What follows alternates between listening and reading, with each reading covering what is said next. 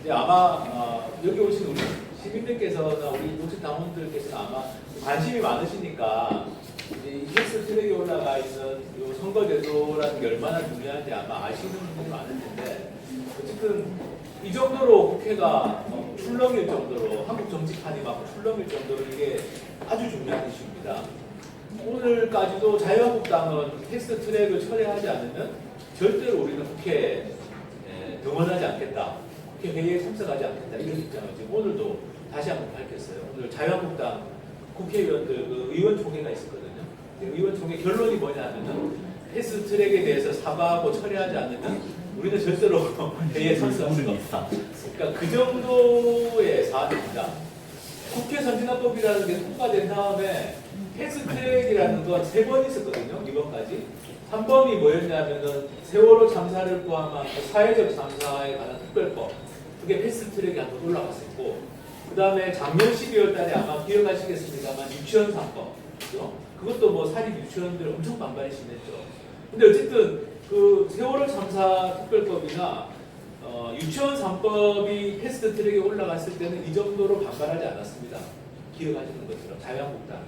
근데 이번에는 지금 2달 가까이 국회 문을 닫을 정도로 반발하고 있고, 또 한 가지 중요한 거는 패스트 트랙에 이번에 올린 정당이 4개 정당이 힘을 합쳐서 올린 거죠. 민주당, 바른미래당, 민주평화당, 정의당. 근데 그 다음에 패스트 트랙에 올라간 다음에 바른미래당은 지금 당이 그죠. 완전히 그냥 갈등 속에 여전히 있습니다. 분열과 갈등 속에. 이 패스트 트랙 구육적인 거죠. 그래서 사실 이 사안이 정말 한국의 정치에서 얼마나 중요한 문제인지를 그냥 이런 국회 상황만 보더라도 아마 다들 짐작하실 것 같은데요.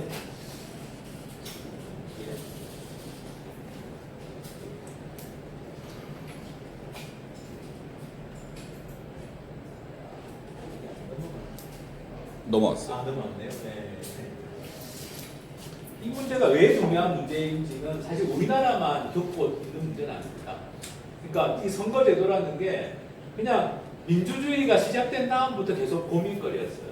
지금 우리나라가 요번에 패스트 트랙 올려가지고 막 이렇게 난리가 났지만 정치판이 흔들리고 있지만 다른 나라도 여러 나라들이 지금 선거제도를 바꾸느냐 마느냐 가지고 뭐 논쟁도 하고 있고 뭐 이렇게 치열한 토론이 벌어지고 있습니다. 그리고 사실은 우리가 알고 있는 유럽의 정치 선진국들은 100년 전에 끝난 논쟁이기도 해요. 유럽 대륙에서는. 유럽 대륙에서는 100년 전에 비례대표제라는 선거제도를 택한 나라들이 있습니다. 그 나라들이 우리가 알고 있는 복지국가가 되고 유럽의 정치 선진국이 되는 겁니다. 제가 그냥 그 중에 한 나라의 사례만 보여드리면 유럽에서는 그냥 처음부터 비례대표제라는 선거제도 이번에 패스트트랙에 뭐 결국 패스트트랙 자체는 비례대표제 하느냐 마느냐 가지고 이 문제가 된 건데 비례대표제라는 선거제도를 처음부터 택한 나라도 있는데 유럽에는 그게 아니라 처음에는 우리가 가장 익숙한 방식 지역구에서 1등하면 당선되는 그 방식으로 선거를 시작했다가 중간에 바꾼 나라도 있어요. 대표적인 나라가 스위스입니다. 스위스는 국민투표를 해서 바꿨습니다. 처음에 선거를 어떻게 했냐면은 지역구에서 1등하면 당선되는 걸로 하다가 이걸 하다 보니까 이게 좀 문제가 있는 거예요. 그래가지고 그걸 바꾸려고 바꾸자는 쪽에서 국민투표를 제안했는데 첫 번째 국민투표와 두 번째 국민투표에서는 부결이 됐어요. 그냥 이 선거제도라는 건 우리나라 유권자들도 그냥 선거제도 하면은 정치인들 바꿀 싸움 이렇게 생각하는 경우들이 많고 실제로 정치인들은 그렇게 막 일부러 프레임을 그렇게 몰고 갑니다. 그런데 스위스도 마찬가지였어요. 국민투표를 하는데 첫 번째 투표에서 부결되고 두 번째 투표도 부결됐어요. 왜냐하면 스위스 국민들이 이게 자기 바꾸는 문제인데 정치인들 바꾸는 문제로 오해를 한 겁니다. 그래서 세 번째 국민투표가 1918년에 있었습니다. 1918년에는 이제 이걸 바꾸자는 쪽에서 전략을 잘 짠 거예요. 포스터 한 장으로 정리한 겁니다. 왜 바꾸자고 하는지. 왼쪽에 있는 게 뭐냐면은 그 당시 스위스가 택하고 있던 승자 독식. 지역구에서 1등하면 선거제도로 구성되는 국회 모습이에요. 보시면 식탁에서 이 아주 탐욕스럽게 생긴 사람이 혼자서 다 먹고 있잖아요. 이 선거제도로 선거하면 이렇게 된다. 승자가 다 먹는 사회가 된다. 승자 독식의 사회가 된다. 이렇게 설명을 한 거고 오른쪽에 있는 게 이게 이제 비례대표제에 대한 설명입니다. 있습니다. 비례대표제는 뭐냐? 이렇게 식탁이 있으면 사람들이 골고루 같이 앉아서 나눠 먹는, 같이 먹는 사회를 만드는 게 비례대표제다. 이게 좋으냐, 이게 좋으냐, 이렇게 이제 포스를 만든 거예요. 이게 좋으면 예스에 찍어라, 찬성에 찍어라. 1918년에 이 스위스에서 만들어진 이 포스터가 스위스 전역에 다 붙었습니다. 어느 게 좋으냐 이런 거죠. 스위스의 뭐 노동자나 서민들 입장에서는 당연히 오른쪽이 좋잖아요. 1918년에 세 번째 국민투표에서 찬성이 60% 이상이 나왔어요. 그래가지고 스위스가 바뀌었습니다. 1918년에 바뀐 다음에는 스위스는 계속 이 제도를 하고 있어요. 근데 이 제도가 더 좋기 때문에 이걸 다시 뭐 옛날 제도로 돌리자 이런 논쟁도 없습니다. 그냥 이 제도, 비례대표제라는 선거제도로 스위스는 계속 왔습니다. 계속 오면서 스위스가 그래도 지금 삶의 질도 높고 뭐 상당히 그래도 사람들이 좀 평등하게 삶의 질도 높게 살고 있는 나라가 된 건데, 스위스가 지금과 같은 나라가 된 배경에는 100년 전에 이 선거제도 개혁한 게 있는 거죠. 그래서 이 선거제도를 연구하는 많은 학자들은 결국에는 그 사회가 어떤 모습의 사회가 되는지를 우리가 결정하려면 정치제도, 특히 선거제도를 잘 선택하는 게 중요하다. 이게 스위스에서 이렇게 됐지만 지금까지도 마찬가지로 이게 좋으냐 이게 좋으냐 가지고 여러 나라에서 논쟁도 진행 중에 있고 진행 중에 있습니다. 최근에 칠레라는 나라 아시죠? 칠레, 중남미에. 칠레가 우리처럼 독재 정권을 겪었거든요. 우리하고 비슷한 시기에 민주화가 되기 시작했습니다. 그 칠레가 선거제도를 최근에 비례대표제로 바꿨어요. 그 선거제도를 한 번 선거했습니다. 그러니까 칠레 같은 나라도 30몇 년 동안 선거제도 가지고 고민하다가 최근에 바꾼 거예요. 민주화 이후에도. 지금 캐나다 같은 나라도 지금 선거제도를 국회의원 선거제도를 못 바꿔가지고 지방부터 선거제도를 바꾸고 있습니다. 지방의회부터 주의회부터 선거제도를 바꾸는 작업들을 여러 군데에서 하고 있고요. 그리고 뭐 사실은 대한민국도 그렇지만 이탈리아라든지 이런 나라들도 계속 선거제도 때문에 지금 고민하고 있습니다. 그래서 우리가 이번에 패스트트랙이라는 절차에 올라가면서 이렇게 막 엄청난 정치권에서 갈등이 있는 건 어떻게 보면 당연한 일입니다. 왜냐하면 지금 이 제도에서 이익을 봐왔던 사람들이 반발하는 거예요. 이게 좋잖아요. 이 사회에서 기득권을 가진 쪽에서는 이게 좋기 때문에 이걸 이렇게 바꾸려고 하니까 당연히 반발하는 겁니다. 근데 이 반발을 무릅쓰고 어떻게 그러면 이거를 현실로 만들 거냐가 지금 고민입니다. 왜냐하면 패스트트랙이라는 거 그냥 안건에 상정하는 거예요. 지금은 우리나라 국회는 어떻게 되냐면은 교섭단체라고 하죠. 원내 교섭단체. 20석 이상 가진 정당이 원내 교섭단체인데 그 정당들끼리 합의가 안 되면 어떤 것도 본회의 표결로 갈 수가 없습니다. 구조적으로. 그렇게 만들어져 있어요. 국회 선진화법이라는 게. 다수결로 정하는 게 아닙니다. 그 다수결로 정하는 게 아니라 합의가 돼야 되는데 그 합의가 안 돼도 본회의 표결까지 갈 수 있는 유일한 방법이 패스트트랙이에요. 그래서 이번에는 패스트트랙이라는 절차에만 올라간 거고, 본회의 표결을 언제 하게 되느냐? 지금 상황으로 간다면 내년 2월 초쯤이 유력합니다. 왜냐하면 패스트트랙 올라가도 270일이 지나야지 표결을 할 수 있거든요. 그러면 내년 2월 초쯤, 1월 말 2월 초가 돼야지 270일이 지나는 거예요. 그 전에 뭐 극적으로 막 합의가 된다든지 하면 모르겠는데 지금 현재 국회 상황으로 봐서는 뭐 그럴 가능성은 많지 않습니다. 그러면 내년 1월 말 2월 초에 국회 본회의에서 표결을 하게 되는데 그때 통과가 돼야지 되는 겁니다. 그러니까 지금 굉장히 중요한 순간에 우리가 놓여 있다고 할 수 있고요. 이번에 패스트트랙에 올려진 선거법 개정안의 내용은 아주 추려보면 딱 몇 가지입니다. 하나는 이제 만 18세 선거권. 이거는 뭐 많은 분들이 동의하는 바죠. 그리고 이게 만 18세 선거권이라는 게 왜 중요하냐면은 한국에서 지금 청소년들의 참정권을 다 박탈해 놓은 거예요, 사실상. 근데 민주주의하는 나라 중에 이런 나라가 없습니다. 외국의 청소년들은 다 정당 가입도 하고 자기 정치적 의견도 다 낼 수 있어요. 그런데 우리나라는 정당 가입도 못하고 학교에서 정치에 관심도 가지지 마라 그러고 선거권도 고등학교 졸업해도 선거권 안 주죠. 가령 내년 2월 달에 고등학교 졸업해도 생일이 빠른 내년에 4월 15일 날 총선이 있습니다. 생일이 4월 15일보다 빠른 고등학교 졸업자만 선거권이 있어요. 4월 15일보다 생일이 늦으면 선거권이 없습니다. 고등학교 졸업해도. 이런 나라가 민주주의 한다는 나라 중에 이런 나라가 거의 없습니다. 그래서 만 18세 선거권이 된다는 건 대부분의 고등학교 졸업자와 일부 고3이 투표권을 가지는 거예요. 근데 이게 어쨌든 한국에서 그동안 청소년은 정치에 관심 가지지 말라고 쌓아놓은 장벽이 무너지는 효과가 있습니다. 아주 높은 장벽. 30년 민주화 이후에 한 번도 무너지지 못했던 장벽이 무너지는 효과가 있어서 사실 이것 때문에라도 선거법 개정안은 통과가 돼야 되는데요. 이거 하나만 보더라고요.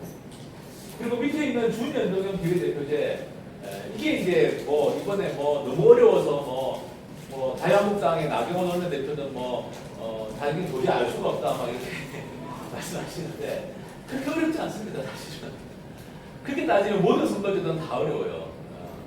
지금 하는 선거제도도 우리가 여기 계시는 분들이 구체적으로 소수점 어떻게 하는지까지 잘 모르시잖아요. 지금도 비례대표라는 게 약간 있잖아요. 비례대표 배분할 때 지금 소수점을 가돌림하는지 아닌지 그런 걸 정확하게 아시는 분이 있으신가요? 네. 어느 나라나 마찬가지예요. 물론 이제 이거보다 좀 더 쉽게 만들면 좋지만 준연동형이라고 해서 준자를 안 붙였으면 좀 더 쉽긴 합니다. 그렇지만 이게 국민들이 이해를 못하는 그런 수준은 아닙니다. 요번에 이 올라간 준연동형에 대해서 제가 잠깐 설명드리겠습니다. 이게 개념은 간단한 겁니다. 정당 득표율대로 300명을 나눠주는 게 비례대표제 연동형이에요. 연동형. 10% 받으면 300명의 10%면 몇 석이죠? 30석. 30석. 예, 20%면 60석. 너무 간단하죠. 예. 그냥 사실 이게 비례대표제고 연동형 비례대표제라는 개념은 지금 말씀드린 거라서 너무 간단해요. 그러니까 준자가 안 붙으면 정말 간단하죠. 그냥 받은 정당 지지율대로 나눠주면 됩니다. 그런데 준자가 붙어가지고 이게 조금 이제 더 복잡해지긴 했어요. 어떤 거냐면은 일단은 우리나라는 연동형이든 준연동형이든 지역구 선거를 아예 안 하는 건 아닙니다. 우리가 지금 논의하는 방식은 지역구 선거를 해요. 그러니까 300명이 있으면 지역구하고 비례 의석을 나눕니다.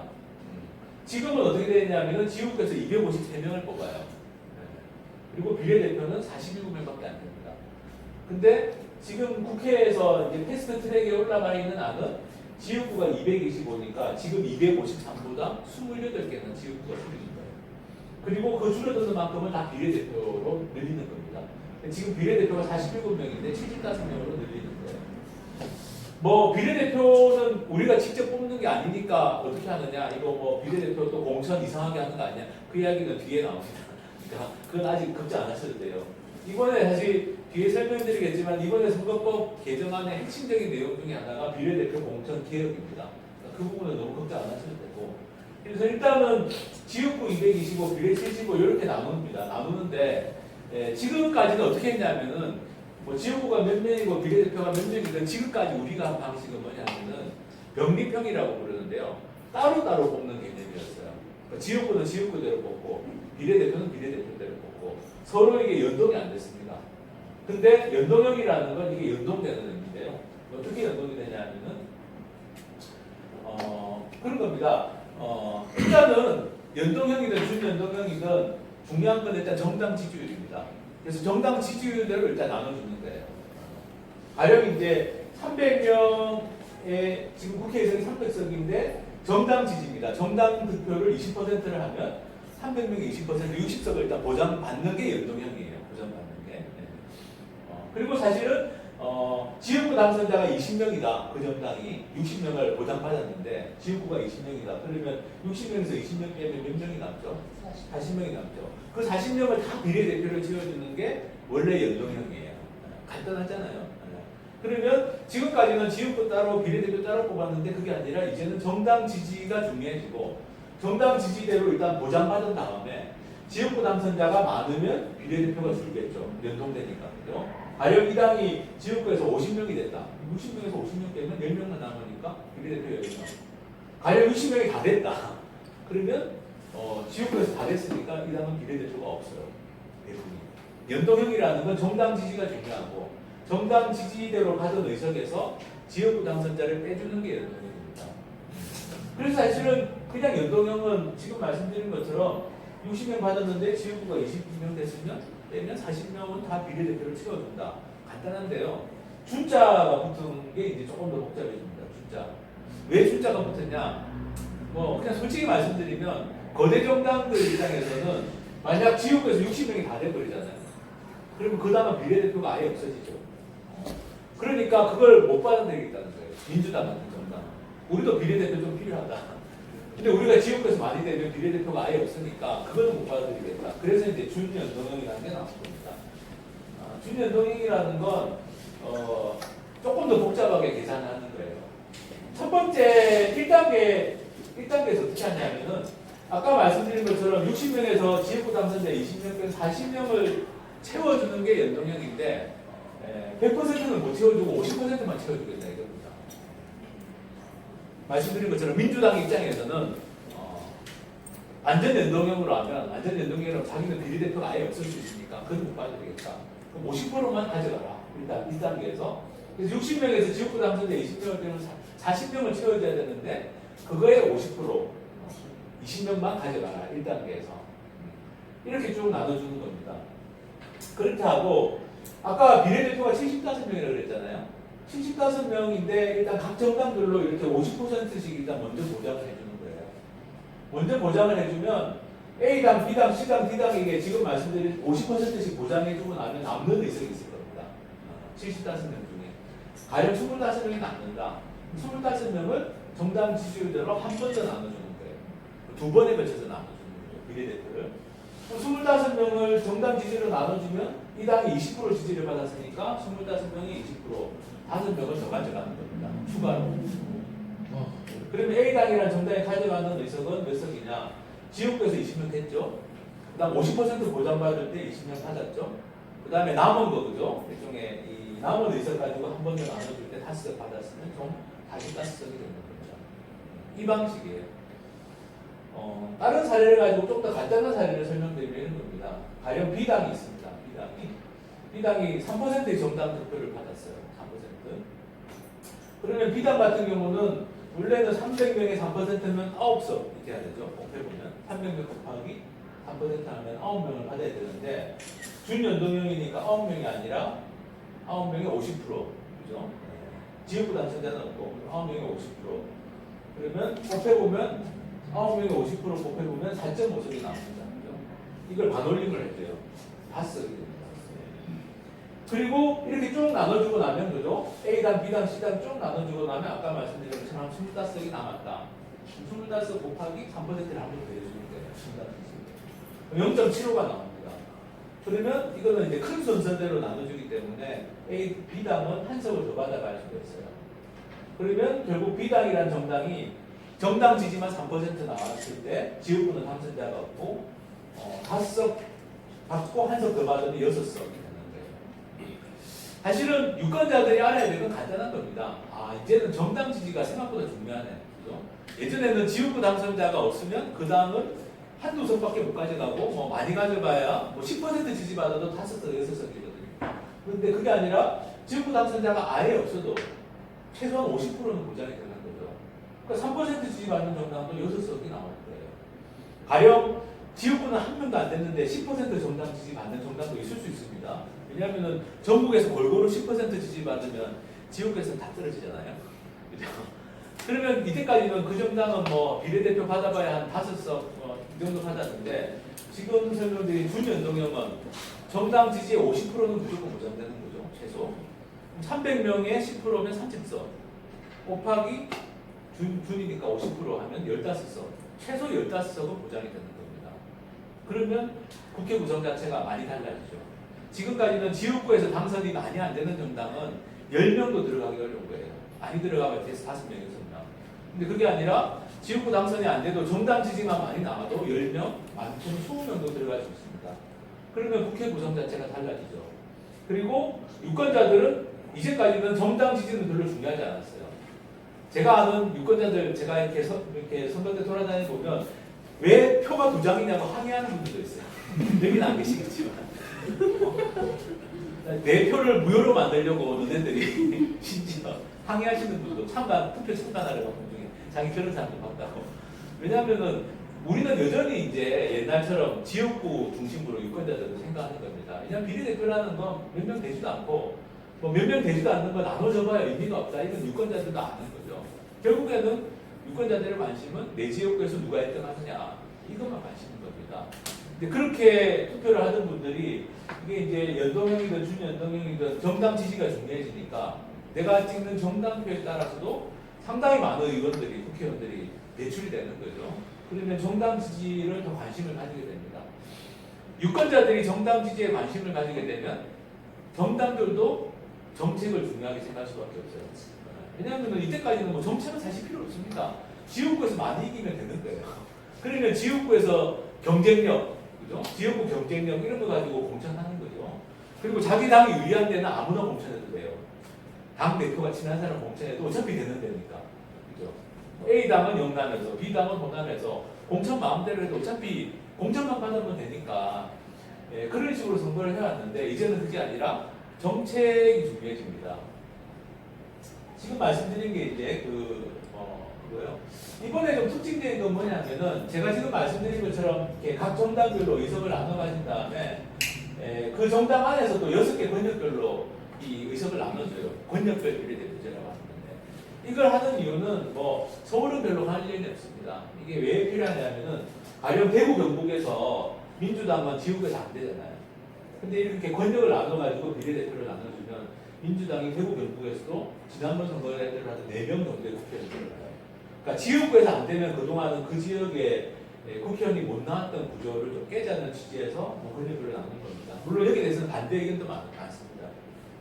저도 꼭 좋은 건 아니라고 생각하는데 어쨌든 이렇게 권역별로 나눠지는데 이건 주로 비수도권에서 특히 이제 특정 정당이 일당 지배하는 지역, 영남, 호남 이런 데서는 이게 좀 의미가 있을 수 있습니다. 근데 뭐 유권자들 입장에서는 사실은 이거보다 중요한 거는 내가 지지하는 당이 몇 석이냐 이게 중요한 거죠. 그리고 공천개혁 조항이 들어가 있는데요. 이 공천개혁 조항이 사실은 유권자들 입장에서 굉장히 중요한 겁니다. 이때까지는 내가 어느 당의 당원이라고 하더라도 비례대표 후보 정할 때는 아무런 권리를 행사하지 못한 당원들이 많았습니다. 그러니까 뭐 진보정당이나 녹색당이나 이런 소수정당들은 오히려 당원 투표로 비례대표 순번을 정하는데 큰 정당일수록 당원들은 지역구 후보 정할 때는 뭐 참여할 수 있을지 몰라도 비례대표 후보 정할 때는 당원들도 참여할 길이 없는 경우가 많았죠. 근데 이번에 중요한 개혁은 뭐냐면은 밀실 공천을 금지하는 걸로 돼 있어요. 비례대표 공천할 때. 이때까지 이게 문제였잖아요. 돈 공천, 밀실 공천 이게 문제였습니다. 이건 국회의원만 문제가 아니죠. 지방의원도 마찬가지. 도대체 이 사람이 왜 시의원 비례를 받았는지, 구의원 비례를 받았는지 모르겠다라고 하는 경우들을 저도 많이 들었어요. 그런 경우들을. 근데 지금 어쨌든 요번에 들어간 거는 이게 국회의원 선거부터 적용되지만 앞으로 지방의원까지도 적용이 될 겁니다.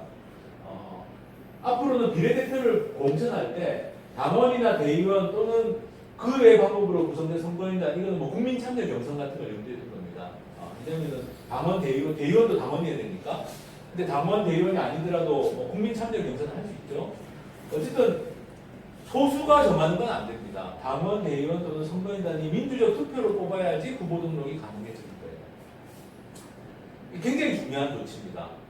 만약에 이걸 어기면 어떻게 되느냐? 어기면 후보 등록이 다 무효가 돼요. 굉장히 큰 불이익이죠. 자기 당 비례대표가 아예 없는 거예요. 비례대표 명부를 제출했는데 다 후보 등록이 무효됩니다. 이걸 어기면. 굉장히 강력한 조치죠. 독일이 이렇게 되어 있습니다. 이번에 이 조항이 들어간 거는 사실 우리 국민들의 민심이 많이 작용된 거예요. 우리 국민들의 민심이 뭐 그래 비례대표제 뭐 정당 지지대로 국회의석이 나눠진다 그건 좋아. 근데 그 비례대표를 어떻게 공천한다는 걸 내가 어떻게 믿냐? 이게 우리 국민들이 비례대표제를 도입할 때 가장 큰 뭐 반대 논리적 우려점이었습니다. 그래서 그 부분을 해소할 수 있는 방법이 뭐냐? 민주적 공천을 의무화하는 거죠. 지금까지는 이런 내용이 없었습니다. 그냥 지금까지는 각 당에서 그냥 당 대표가 너 1번, 2번, 비례대표 1번, 2번 줘도 다 후보 등록되고 실제로 그 사람들이 비례대표 됐잖아요. 국회의원. 된 경우들이 많았는데 이제는 그게 안 된다는 겁니다. 사실 이것도 굉장히 중요한 개혁입니다.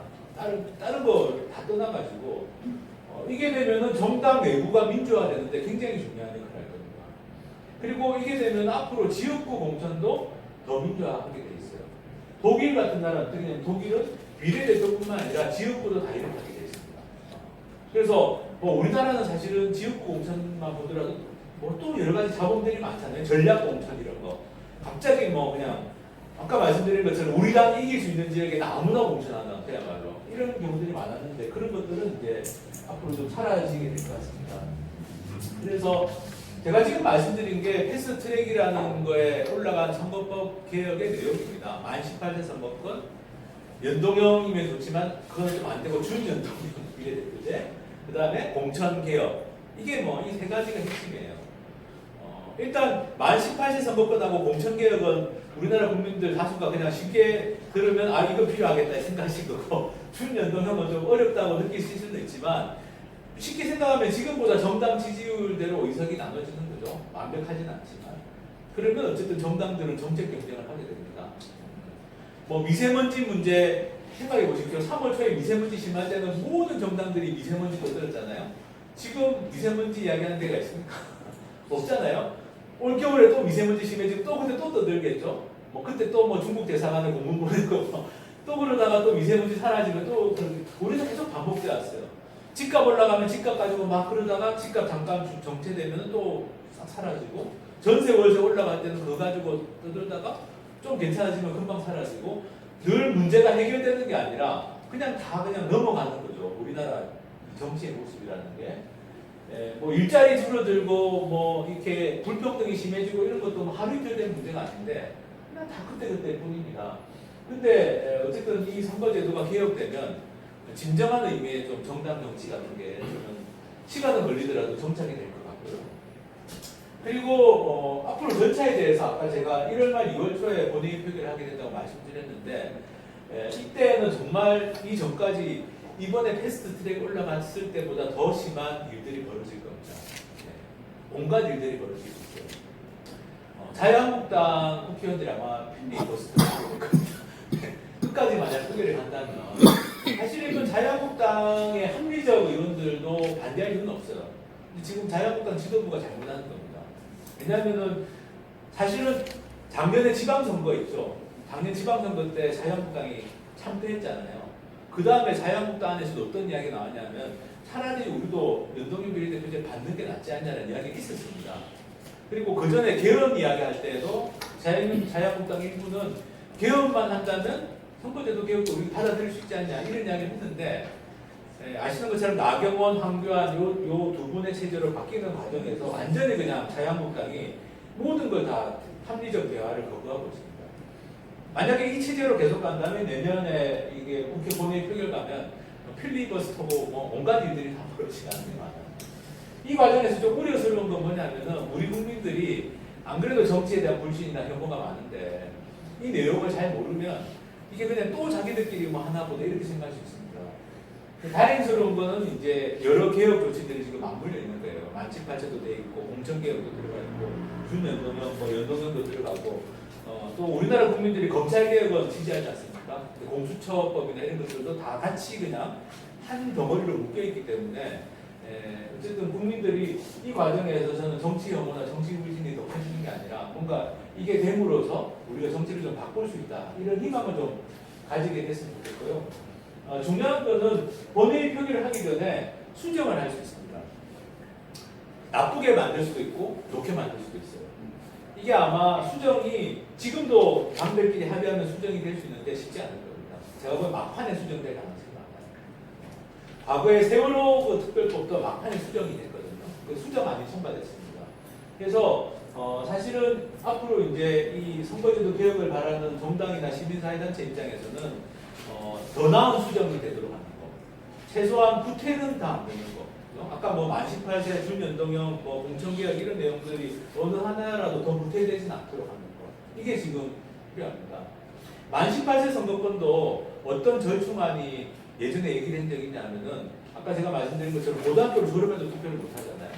그러니까 뭐 고등학교 졸업한 사람, 그러니까 만 18세도 잘라가지고 생일이 막 이렇게 하는 뭐 이상하게 이렇게 하는 절충안도 나온 적이 있습니다.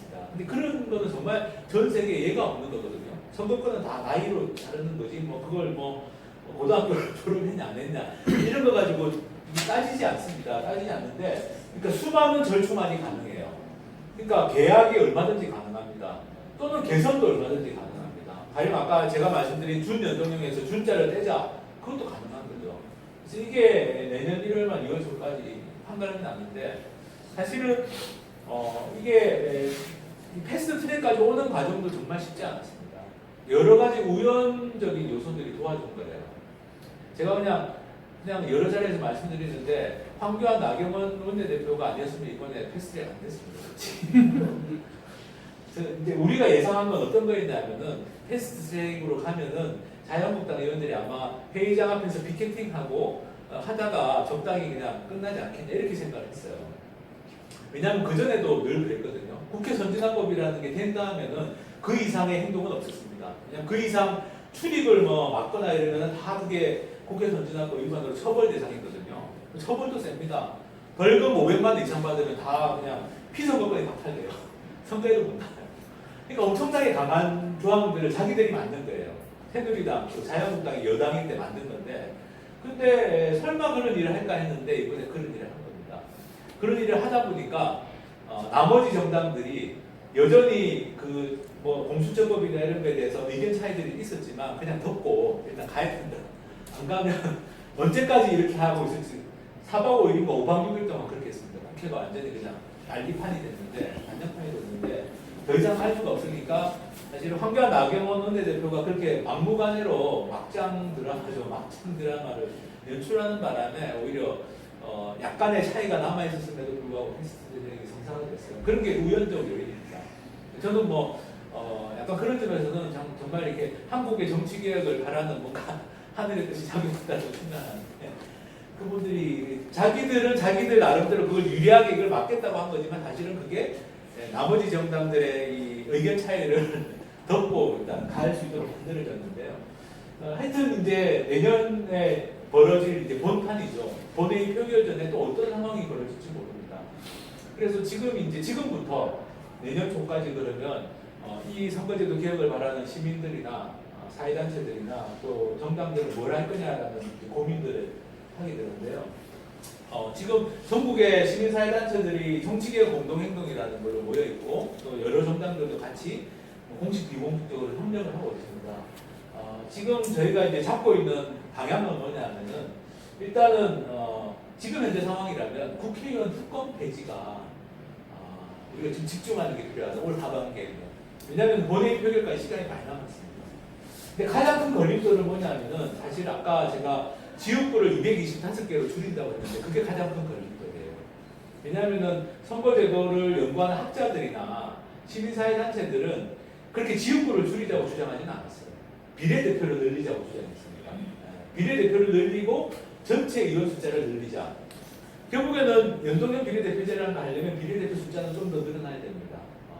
그래야지 지역구에서 안 되는 정당들이 비례대표를 가져갈 수 있어요. 근데 지역구를 현실적으로 줄이기는 어려우니까 전체 의원 숫자를 늘리자. 최장직 교수 이런 분 아시지 않습니까? 유명한 고려대학교 명예교수 최장직 교수나 이런 분들이 다 했던 건 360명으로 늘리자. 지금 300명인데 360명으로 늘리고 늘어나는 걸 비례대표로 하자. 그렇게 해서 연동형 비례대표제를 제대로 해보자. 이게 이제 그런 학자들이나 이런 분들이 주장했던 바예요. 근데 그게 안 된 거죠.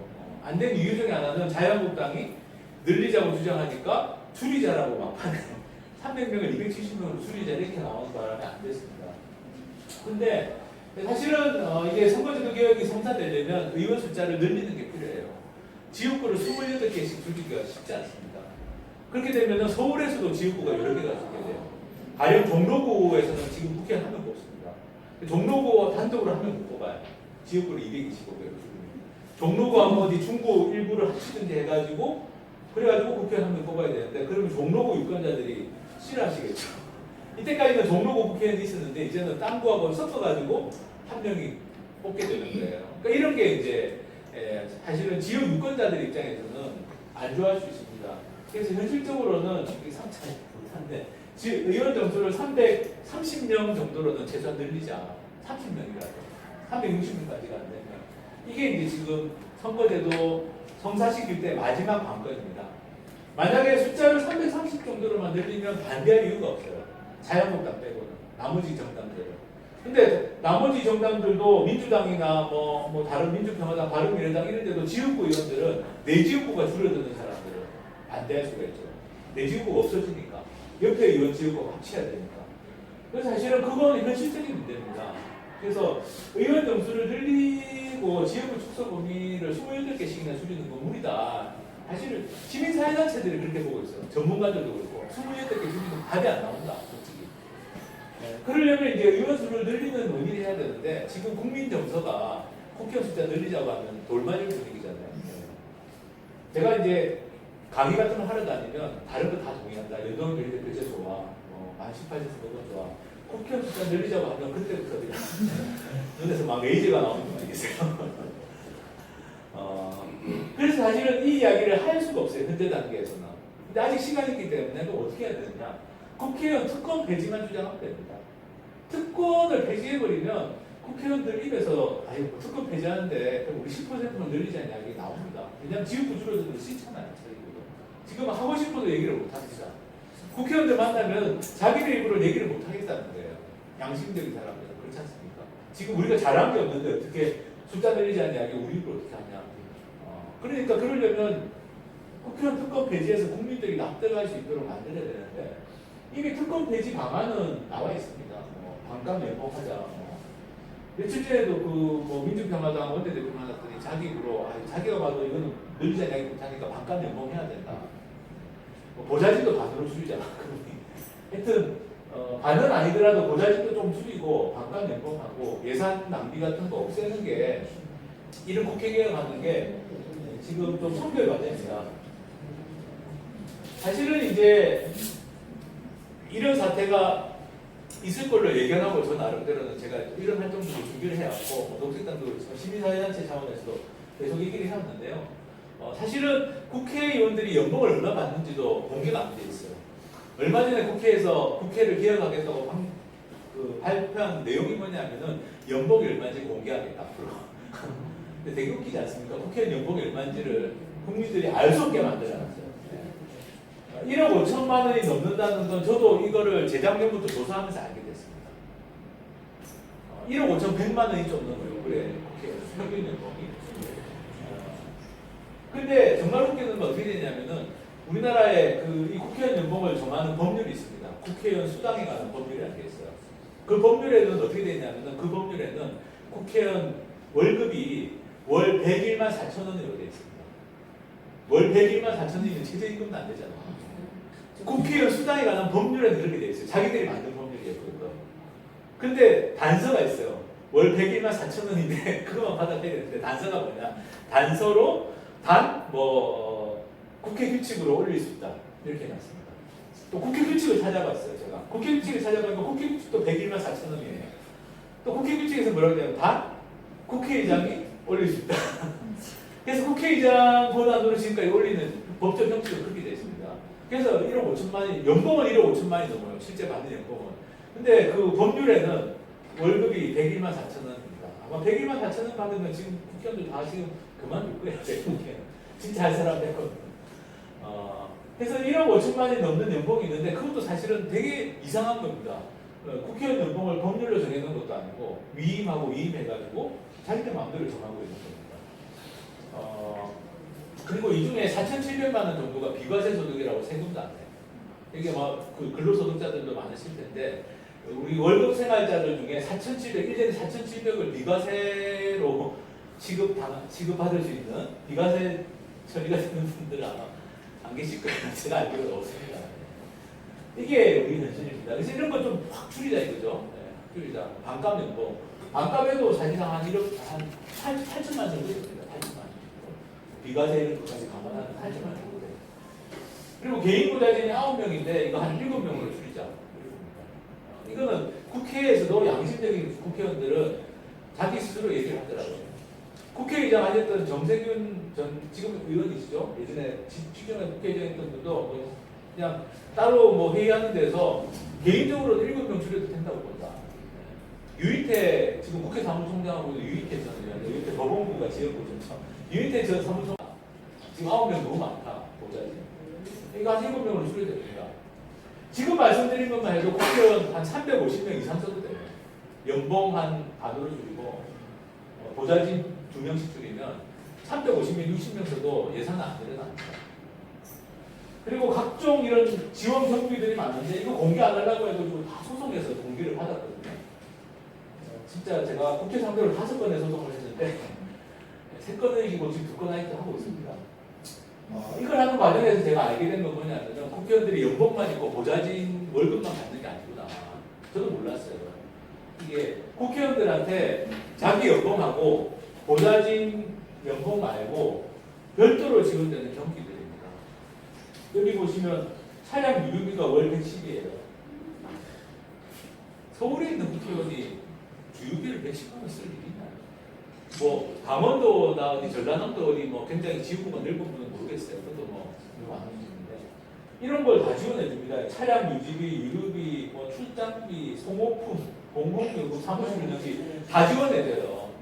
그러니까 왜 국회의원들이 만나면 뭐 정치 활동하는데 돈이 많이 들고 뭐 자기가 연봉을 1억 5천 받지만 그 중에 많은 부분은 뭐 자기가 집에 가져가는 게 아니고 뭐 이런 말씀하시는데 그런 이야기 하시는 분들 다 이상한 분들이에요.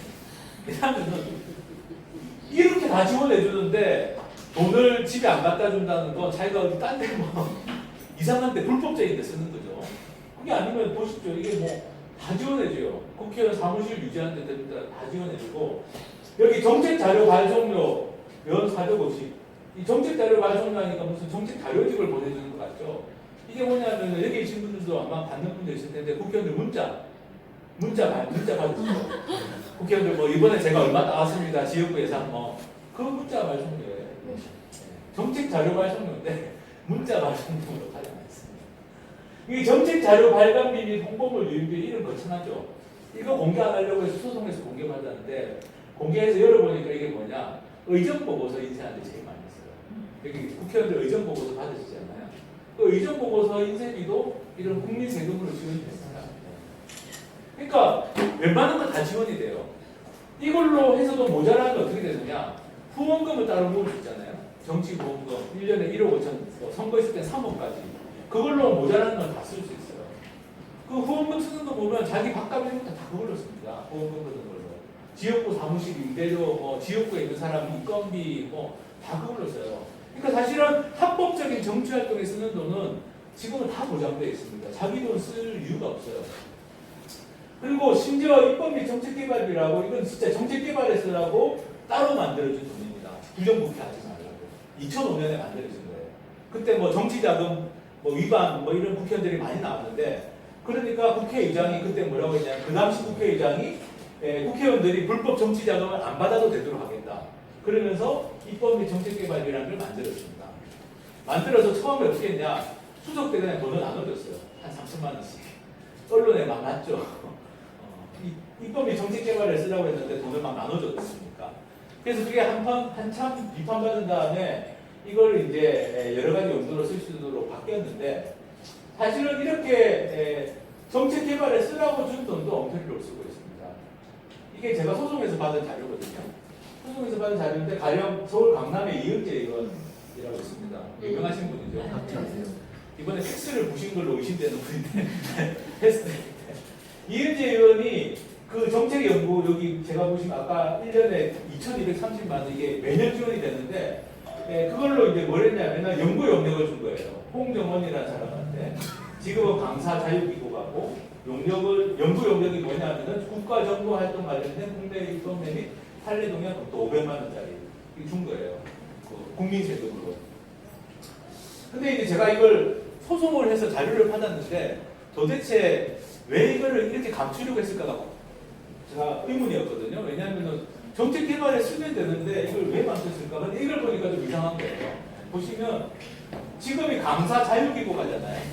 보통 연구 영역을 하면 어디 연구소 연구원이거나 대학 교수거나 그런 사람들 많지 않습니까? 법학자들 많은데 자유기구한테 줘가지고 이게 이상하다. 그래서 이걸 이제 제가 뉴스타파라는 독립언론이랑 같이 조사를 했어요. 이런 이상한 것들만 골라가지고. 그랬더니 이 연구 용역을 한 홍정원이라는 사람이 누구냐면은 보좌관 친구인 거예요. 그래서 뉴스타파 기자가 독한 사람인데 지금 제주도로 갔는데 잠복 근무를 했어요. 이 사람인데 진짜 독해요. 경찰처럼 잠복 근무를 했어요. 집 앞에서. 그래가지고 만난 거예요. 보좌관 친구를 만났어요. 근데 마침 이분이 또 보좌관 친구인데 보좌관하고 사이가 안 좋아진 거예요. 사이가 안 좋아지고 이실직고를 해준 거예요. 뭐냐? 내가 보좌관 친구인데 내 친구가 돈을 내 통장으로 받아가지고 다시 보내달라고 부탁을 했다. 그래가지고 내가 통장에 받아가지고 다시 그 친구한테 광고 거시기한테 다시 입금시켜줬다. 받은 돈을 못 쓰다니 연구 용역비를. 이게 뭡니까? 일종의 뭐라고 표현할지 모르겠습니다. 뭐 허위 연구 용역이죠. 이래가지고 두 건에 500만 원씩 해서 1000만 원을 이현재 의원이 삥당한 거죠. 쉽게 말해서 이렇게 실제로 연구 용역도 안 하고 연구 용역 한 걸로. 뭐 제가 이제 검찰에 고발해 놓은 상태인데 네, 친구 관계가 깨지니까 이런 일이 쉽게 잘 일어나더라고요. 그리고 이 민주당의 국회의원이라고 경기도 광명이 지역구입니다. 이 양반도 저한테 막 밤에 전화하고 그랬는데 자기 선거운동했던 사람한테 3천만 원치 연구 용역을 줬어요. 근데 이 사람은 그냥 평범한 주민입니다. 연구 용역 주제가 교통, 복지, 뭐 교육 안 걸쳐 있는 데가 없어요. 정말 이렇게 박학다식한 분이 있나 싶을 정도로 다양한 연구 용역을 한 걸로 되어 있는데 알고 보니까 그냥 자기 선거운동 도와줬던 사람인 거예요. 이 사람한테 총 6건에 3천만 원 정도를 연구 용역을 준 걸로 되어 있습니다. 이 사람 끝까지 자기가 받아서 썼다는 거예요. 돌려주지 않았다. 그래서 참 의심스럽죠. 백재현 의원은 다른 것까지 합치면 거의 1억 가까이가 됩니다. 뭐 유령 연구단체 만들고 거기다가 운영 주고 저한테 저 전혀 모르는데 밤에 전화가 왔어요. 제가 여기서만 말씀드리는 겁니다. 뭐 내용은 뭔지 짐작하시겠지만 고발한 상태입니다. 저는 그런 전화가 더 열심히 어쨌든 이렇게 걸린 사람이 지금 확실한 사람만 11명이에요. 고발한 사람만. 근데 더 있습니다. 이게 1년치밖에 조사 안 한 거라서 이게 1년치만 조사해도 이렇게 많이 나온 거예요. 이게 지금. 네, 말할 것도 없고요. 그렇습니다. 그리고 국회에서 쓰는 돈 중에 그동안 문제가 많은 돈들이 많았는데요. 이 특수활동비라는 건 지금 깎았습니다. 1년에 한 80억 되는 게 지금 16억 정도로 바뀌었어요. 한 60몇 억이 줄었습니다. 이거는 이제 시민단체들이 문제 제기해서 이게 이제 깎인 거예요. 이런 식으로 깎으면 되는 거죠. 지금 이제 특수활동비 다음에 문제되는 게 특정업무 경비라는 게 있습니다. 혹시 뭐 관공서 같은데 지자체는 거의 없고요. 주로 이제 검찰, 경찰 이런 데 쓰는 돈이에요. 비밀리에 좀 써야 되는데 영수증은 붙이게 되어 있습니다. 근데 이게 국회만 영수증이 없어요. 98.7%가 조사했는데 영수증이 없습니다. 이런 돈 다 깎아야 되죠. 돈을 그냥 현금으로 1,000만 원, 2,000만 원을 어느 사람 개인 통장으로 입금시켜줬어요. 그 사람이 알고 보니까 국회 무슨 과장입니다. 그 과장이 뭐 그렇게 많은 돈을 쓸 리가 없죠. 근데 국회에서는 그 돈이 어디로 가는지를 안 밝히고 있어요. 2,000만 원을 그 국회 경리 담당 과장이죠. 회계 담당 과장한테 꽂아주고 어느 며칠이나. 그 다음에 그 돈이 어디 갔는지 아무도 몰라요.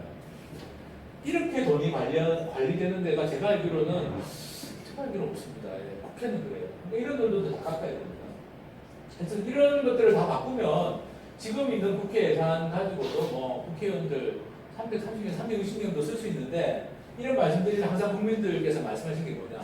말은 맞는데 국회의원들이 과연 이걸 하겠냐. 연봉을 받겠냐. 이런 돈을 없애겠냐. 그죠? 돈을 제대로 앞으로 쓰겠냐. 말로 하면은 믿을 수가 없죠. 그러니까 이거를 지금부터 이제 우리 시민들이 또 시민사회단체 정당들이 해야 될 일은 이런 부분들을 바로잡는 거. 근데 이건 굉장히 쉽고 사실 선거제도 개혁을 알리는 건 정말 힘듭니다.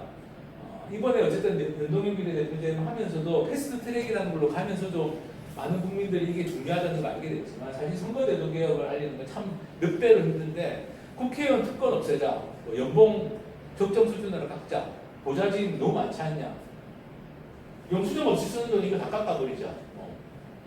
이런 거 쉽지 않습니까? 그리고 아마 80% 이상 국민들은 동의할 거예요. 그리고 요즘 뭐 국민수환제 관심 많은데 국민수환제도 도입하자. 국민수환제도 80% 지지하지 않습니까? 그리고 사실은 외국의 국회의원들을 보면 제가 지금 말씀드린 걸로 다 개혁되어 있는 나라들도 있어요. 우리 같은 국회가 아닙니다. 예를 들어서 뭐 스웨덴 이야기 많이 하지만 스웨덴만이 아니라 북유럽에 있는 나라들은 다 우리나라 국회의원보다 연봉이 적어요. 우리나라 국회의원보다 적은 연봉을 받고 열심히 일합니다. 스웨덴만이 아니라 다른 나라들. 그리고 뭐 자전거나 개인, 뭐 자전거 타라는 이야기가 아닙니다. 뭐 자기 차량을 추천해야 되는데 우리나라 국회의원들처럼 남이 운전해주는 차를 타고 다니는 게 당연하지 않아요. 우리는 그게 너무 당연하죠. 근데 외국은 당연하지 않습니다. 이런 나라 국회의원들이 우리나라 와보고 깜짝 놀라잖아요. 국회의원들이 다른 사람이 운전해주는 차를 타고 뒷좌석에 앉아서 간다는 걸 보고 충격받았다는 사람들도 있어요. 자기 나라에서는 그런 사람들이 없습니다.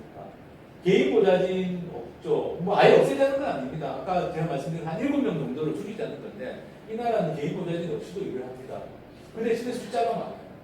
스웨덴 국회의원이 우리보다 인구가 훨씬 적죠. 1000만 정도밖에 안 되는데 국회의원 숫자가 349명이나 됩니다. 이게 정상적인 거죠. 우리가 국회의원을 조금 두고 보좌진 많이 두고 이럴 필요가 없습니다. 사실은 국회의원을 더 늘리고 보좌진을 줄이는 게 맞죠. 스웨덴에서. 해외 출장 갈 때도 스웨덴 국회의원들 정말 검소하게 다니더라고요. 우리나라 국회의원들처럼 뭐 비행기 타면 비즈니스석 타고 이런 거 아닙니다. 이게 다 이코노미석 타고 다니고. 비즈니스석이라는 게 뭐 아시는 것처럼 멀리 가면은 3배, 4배씩 요금이 나와요. 미국 갔다 오면 600만 원, 700만 원, 비행기 값만, 한국 비행기 값만. 그런 거 안 타고 다니고 일은 열심히 하고 그죠. 우리나라 국회의원들 만나도 자기들도 일 열심히 해서 엄청 바쁘다고 하세요. 뭐 그것도 틀린 이야기는 아닙니다. 지역구 관리하려고 하면 뭐 세력부터 강가에 돌아다니는 건 맞아요. 근데 그게 원래 국회의원이 해야 될 일은 아니잖아요. 스웨덴 국회의원들은 국회의원이 원래 해야 될 일을 하는데 일주일에 90시간씩 일을 하는 겁니다. 우리나라 국회의원들은 법안을 통과시키면서 법안도 안 읽어본 사람들도 많아요. 그 자기 상임위 것도 자기가 상임위원회에서 통과시킨 법안도 안 읽어본 사람들 많습니다. 제 얘기 거짓말이 같으시죠? 진짜예요. 근데 외국은 그렇지 않습니다. 독해라는 거예요. 독해. 법안을 읽어 나가는 거예요. 1독, 2독, 3독, 4독, 뭐 10몇 독까지 갑니다. 중요한 법안. 계속 법안을 읽으면서 토론하고 수정해 나가고 마지막에 통과시키는 게 그게 정상적인 독해 모습입니다. 독해라고 하는데 우리나라는 자기 상임위 것도 통과시키시면서 무슨 내용인지 모르고 통과시키는 게 많습니다. 그래서 사실은 이렇게 특권을 없애는 게 말씀드린 것처럼 이제 선거제도 개혁을 쉽게 만드는 굉장히 중요한 지금 단계라고 할 수 있고 또 하나 중요한 거는 저는 선거제도 개혁이 설사 안 되더라도 특권 없애야 된다고 봅니다. 왜냐하면은 특권을 없애야지 진짜 국회의원 할 사람들 많잖아요. 지금은 일종의 뭐 진짜 이렇게 원래 국회의원이 해야 될 일보다는 내가 국회의원이 됐을 때 누릴 특권 때문에 국회의원 되고 싶은 사람들이 대부분입니다. 제가 보기에는. 실제로 그래요. 그 갑질 이런 게 막 나오는 게 갑질 막말 나오는 이유가 바로 그게 있을 때 내가 어떻게 해서 국회의원 됐는데 감히 뭐 나에게 이렇게 되는 거거든요. 그러니까 이제 그런 특권 의식 없는 국회를 만드는 거는 사실 선거제도 개혁이 아니더라도 꼭 해야 되는 일이라서 일단 하반기에는 국회 특권 폐지 그리고 국민들이 원하는 국민 수환제도 이런 것들을 저는 강하게 주장할 수 있고 지역에서도 사실 하실 일이 많은 게 지역구 국회의원들이 돌아다니지 않습니까? 선거가 이제 임박이기 때문에 그 지역구 국회의원들 만났을 때 우리가 그냥 꼭 무슨 단체가 아니더라도 저는 얘기할 수 있어야 된다고 봅니다. 얘기할 수 있지 않습니까? 연봉 좀 깎으시죠? 국회의원들은 아마 그 우리나라 국민들이 자기 연봉을 안다는 사실만으로 엄청난 압박을 느낄 거예요. 지금까지는 국민들이 몰랐기 때문에 도대체 국회의원 연봉이 얼마인지 몰랐기 때문에. 근데 제가 아까 얼마라고 말씀드렸죠? 1억 5천 100만 원이 넘습니다. 네, 1억 5천 100만 원. 우리나라 국민들이 국회의원 연봉을 알고 그거 너무 지나치지 않냐라고 한마디씩 할 수 있을 때 저는 국회가 바뀐다고 봐요. 그리고 왜 국회의원들은 돈 쓰면서 영수증도 안 붙이느냐 뭐 이런 이야기도 할 수 있고 아까 말씀드린 것처럼 보좌진들 중에 보면 진짜 국회에 없는 보좌진들이 꽤 있어요. 다 지역구 관리 보좌진입니다. 심지어는 뭐 한 달에 한 번도 국회에 안 나타난다는 경우도 많아요. 심지어 지역구 관리하는 사람이 그것만 하고 있는 거예요. 근데 사실 그거는 자기 당선을 위해서 있는 거지 그 사람들이 국회의원으로서 해야 될 본연의 뭐 일을 보좌하고 있다고 볼 수가 없습니다. 그래서 그런 특권 폐지 이런 것들을 뭐 지역에서도 그냥 국회의원들한테 얘기할 수 있고 요구할 수 있고 또 뭐 전국적으로도 당연히 단체들이 공동으로 하겠지만 어쨌든 지역의 유권자들이나 시민단체 뭐 각 정당의 당원들 이런 분들이 좀 관심 가지고 제가 다시 보여드리지만 지금 핵심은 국회의원 특권 폐지 이게 되면 밑에 거는 이제 쉬워집니다. 어차피 패스트 트랙이라는 건 올려졌기 때문에 선거제도 개혁은 끝까지 가야 됩니다. 본회의 표결을 해야 돼요. 본회의 표결하기 전에 국회의원 특권이 폐지되면 국회의원 숫자를 좀 늘리는 것도 얘기하기가 쉬워지고 충분히 가능합니다. 국회의원 특권 폐지할 때 이걸 뭐 법을 고쳐야 되는, 법 고치는 거 필요 없는 경우들, 연봉 같은 거는 지금도 자기들이 마음대로 정해놓은 거기 때문에, 아까 법률에는 월급이 100일만 4,000원이라고 말씀드렸잖아요. 근데 자기들 마음대로 정해놓은 거기 때문에 지금 이거 뭐 연봉 갖고 이런 거는 뭐 법을 고칠 필요도 없어요. 그냥 하면 돼요. 하면 됩니다.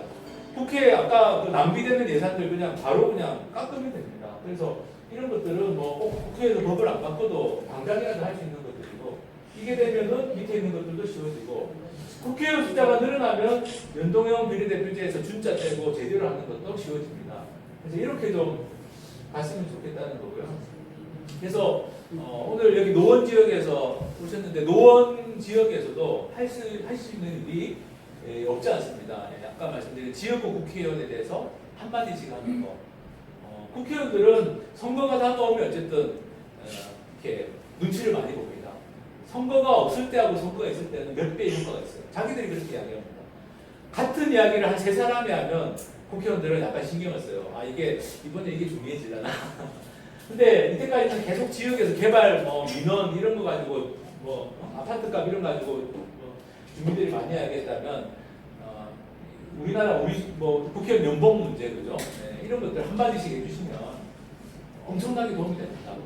그리고 그 국회의원들 쓰는 돈에 대해서 그 언론이나 이런 데서 계속 자료들을 업데이트를 하고 있습니다. 아까 제가 보여드린 뭐 이음재, 이원, 백지연 이런 자료들은 그 노원구 국회의원들 것도 그 뉴스타파 홈페이지에서 다운로드 다 받으실 수 있어요. 다 보실 수 있어요. 지금 1년치는 다 올려놨습니다. 여기 뭐 노원구에 누구 찾아보면 다 나옵니다. 그 검색해가지고 바로바로 찾을 수 있도록 돼 있어요. 뉴스타파 홈페이지에서 좀 찾기 어렵다는 분이 있는데, 그 머니트레일이라고 합니다. 머니트레일. 그러니까 돈을 추적한다. 머니트레일 뉴스타파.org 집으로 지금 바로 들어갈 수 있고요. 그리고 빨리 좀 잘 들어갈 수 있도록 잘 보여드리도록 하는데, 지역구 국회의원들 쓰는 돈도 유권자들이 얼마든지 찾아보실 수 있도록 돼 있고 감시할 수 있습니다. 그리고 사실은 지역구 국회의원 감시하다 보면 지방의회 같은 경우도 당연히 그죠. 지금 지방의회도 뭐 서울의 구의회나 이런 데 굉장히 문제가 많죠. 그러니까 구의회 뭐 이런 지방의회도 좀 감시하고, 지자체 예산 감시 이런 활동들도 계속 지역에서 해오시던 일들이지만 이런 것들도 연결해서 할 수 있는데, 일단 내년은 총선이 있으니까 지역구 국회의원, 우리 지역구 국회의원들은 과연 뭐 돈을 어떻게 쓰고 있는지, 아까 모든 국회의원들은 다 지원을 받고 있습니다. 지금 전라북도 같은 경우는 전라북도 시민단체들이 전라북도 국회의원들 거를 다 조사하고 있어요. 전부 이제 영수증까지 다 확인하고 올려져 있는 자료 올려져 있는 것들 뭐 그렇게 하고 있는데, 노원구가 지역구가 세 분인가요? 가불병 세 분은 뭐 그렇게 많지 않습니다. 어렵지 않습니다. 세 분 정도 감시하는 거는 이런 거 하면은 진짜 진정으로 유권자가 무서워지죠. 예. 돈 잘못 썼다가는 그냥 아웃되는구나.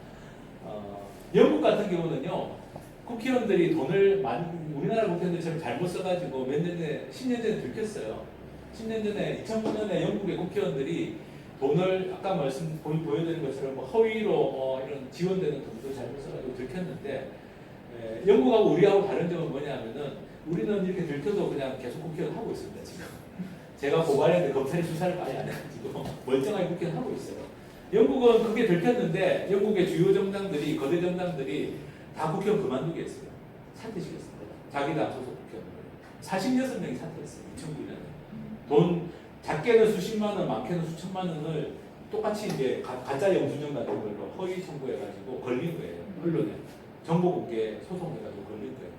그래가지고 그 걸린 사람들이 46명이 사퇴하고 142명이 다음번 총선에 불출마 선언했습니다. 다 당 지도부들이 다 시킨 거예요. 너네들이 있으면 우리 당은 앞으로 못 살아납니다. 다 그만둬 그냥. 다 정치 생각 끝난 거죠. 그걸로도 모자라가지고 영국 하원 국회의장이죠. 우리가 지금 국회의장, 영국 하원 의장이 사퇴했어요. 책임지고 이 사태에 대해서. 근데 우리나라는 뭐 전혀 그런 게 없습니다. 그래서 더더욱 이게 이 유권자들이 관심을 가질 필요 있어요. 돈 잘못 쓰는 것만이 아닙니다. 채용 비리 지금 뭐 몇몇 국회의원들 재판 받거나 수사받는 사람들 언론에 나오죠. 그게 다가 아닙니다. 제가 최근에 확인한 건데 훨씬 더 많이 있어요. 청탁한 사람들. 자기 주변에 있는 사람 청탁하고 제가 며칠 전에 공소장을 입수를 했는데 거기도 2명이 나와요. 현역 의원. 그 사람들 수사도 안 받았어요. 민주당의 김영주 의원이라고 고용노동부 장관이었죠. 그 다음에 자유한국당의 김재경 의원이라고 그것도 다선 의원입니다. 두 사람이 공소장에 이름이 나와 있어요. 청탁한 걸로. 신한은행 채용 비리 사건에서 청탁한 걸로 나와 있습니다. 그러면 당연히 우리 상식으로 보면 그 사람이 청탁했고 실제로 부정 합격을 했어요. 청탁한 사람이. 그러면 그 사람이 수사받아야 되지 않습니까? 그리고 뭔가 그 당 안에서도 뭐 징계를 받든지 해야 되는데 본인들은 한 적이 없다. 그냥 부인하고 검찰은 수사도 안 하고 수사는 안 하는데 공소장에는 나와 있고 언론에서 물어보면은 뭐 일단 청탁 받은 사람들부터 먼저 처벌하고 나서 나중에 수사하겠다 이런 답변이 있는데 그 청탁 받은 사람들은 뭐 지금 재판 받고 있습니다. 그 처벌 그 형사 재판 받고 있는데 정작 청탁을 한 국회의원들은 수사도 안 받고 있어요. 채용 비리만 하더라도 지금 우리나라 국회의원들 중에 강원랜드부터 해가지고 뭐 KT 지금 말씀드린 은행 하면은 다 합치면은 몇 명인지 몰라요. 검찰이 자료 공개를 안 해서 그래요. 그러니까 뭐 그런 예산 부정 사용, 채용 비리, 뭐 재판 청탁 뭐 여러 가지 많지 않습니까? 근데 그렇게 문제가 됐는데 그 사람들이 지금 분위기면 다음번 내년 총선 때 멀쩡하게 또 출마할 수도 있고 당선될 수도 있는 거예요. 그러니까 우리 지역구 국회의원들은 과연 제대로 해왔나? 그동안 국회의원들과 활동을 이걸 감시하는 게 일단은 중요하다고 봅니다. 내년은 총선이기 때문에 지방선거 때는 지방의회도 감시를 해야 될 텐데 그래서 우리 지역구 국회의원들 좀 관심을 가지시고 우리 노원구 국회의원들은 다 깨끗하다 문제가 없다. 그러면 옆에 있는 서울 지역 국회의원 여러 개 계시면 강남 이런 데 있지 않습니까? 아까 이현재 의원이 강남이에요. 어쨌든 국회의원은 그죠? 국회의원은 국민을 대표하는 거니까 우리 지역구만 대표하는 게 아니니까 다른 지역구 국회의원들도 잘못하면 우리가 얼마든지 비판하고 할 수 있습니다. 그래서 그런 활동을 지금 하는 게 아주 중요한 시기다. 이렇게 좀 말씀을 드리고 싶고요. 네. 그래서 하여튼 요렇게 좀 내년 1월 말 2월 초에 좀 잘 정리가 되면 좋겠습니다.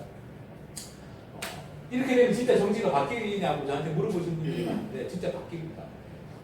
조금 시간이 걸릴 수는 있어요. 한 번에 다 바뀌지는 않을 수 있습니다. 근데 바뀌긴 바뀔 겁니다. 이 중요한 고비를 넘지 못해가지고 우리가 정치가 계속 이 모양으로 왔던 겁니다. 사실은 이 논의가 그동안 없었던 게 아니에요. 2015년에도 똑같은 논의를 했습니다. 근데 그때는 거대 양당이 협상하다가 안 된다는 이유로 그냥 없었던 걸로 됐고 그전에도 그런 적이 있고 사실은 이 논의가 처음 있었던 게 아닌데 국회 본회의 표결까지 가는 게 처음인 거예요. 본회의 표결까지 가는 게. 이 정도 내용으로. 이 기회가 언제 또 온다는 보장이 없어요. 제가 걱정하는 건. 이번에는 여기까지 왔지만 만약 이번이 안 되면 다음번에 또 된다라는 보장이 없습니다. 많은 우리만이 아니라 영국 같은 경우도 아까 그 국회의원들이 그 예산 부정 사용 터진 다음에 사퇴를 그렇게 많이 하고 했는데 그때 영국에서 약속한 게 뭐냐면 선거제도 개혁도 나왔어요. 근데 안 됐어요. 결국에는. 안 되고 국민소환제 하나만 도입이 됐습니다. 영국 같은 경우. 그거라도 도입이 됐으니까 다행인데 어쨌든 영국 같은 나라도 선거제도 개혁이 막판에 좌절이 됐는데 사실 그 다음에 영국은 기회가 안 오고 있습니다.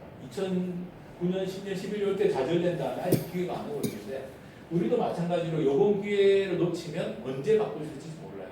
그러니까 이번에 확실하게 바꿔야 됩니다.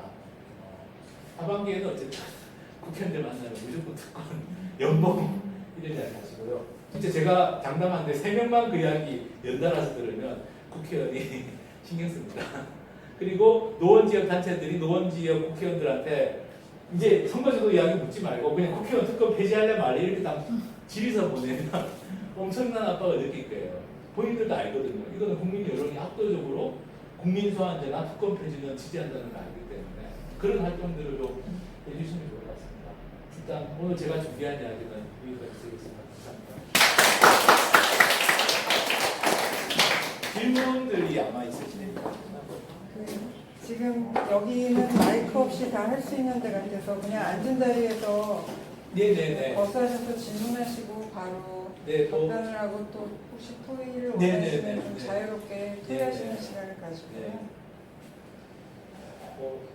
그래도 선거제도 이번에 올라간 안에 대해서도 좋고 뭐 앞으로 어떻게 될지 전망에 대해서도 좋고요. 자연스럽게 혹시 궁금하신 게 있으십니까? 대확률이 몇 %냐 이런 거. 법률을 좀 조정한다고 했지 않습니까? 네. 그 단계가 네. 본회의 올리기 전에 네. 그 마지막 그 네.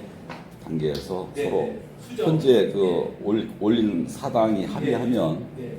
조정할 수 있는 네, 거죠. 네, 그렇습니다. 그 수정안은 40명만 찬성하면 수정안을 발의할 수 있고요. 그다음에 이제 통과될 때는 과반수 출석의 과반수 찬성. 그 수정안은 말씀하신 것처럼 그 이번에 자유한국당 빼고 나머지 사당만 합의가 돼도 수정안 해서 통과시키는 것까지 충분히 가능합니다.